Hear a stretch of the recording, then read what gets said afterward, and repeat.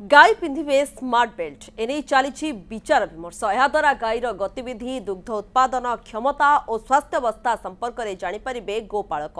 चाषी मोबाइल सह कनेक्ट हेब ए स्मार्ट डिवाइस अधिकारी एवं डिवाइस उत्पादकों सह कथबार्ता चलता बेले आगामी दिन में राज्य में लागू कर योजना लागू करने सूचना देइछन्ति मत्स्य और पशु संपद मंत्री।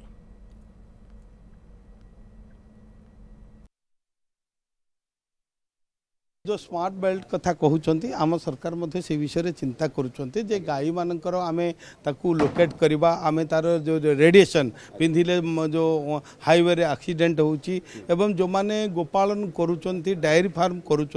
से तार जे गाईर से जो रही मु भी जानी से केते दुग्ध उत्पादन हो पार तार हेल्थ कंडीशन कौन रही केते खाद्य देवा कथा को समय देवा कथा यही विषय से इंडिकेशन आसे तेणु आपको आम चिंता करुँ विभाग अधिकारी सहित मुझे कथबार्ता करी जो मैंने आपको मैन्युफैक्चर कर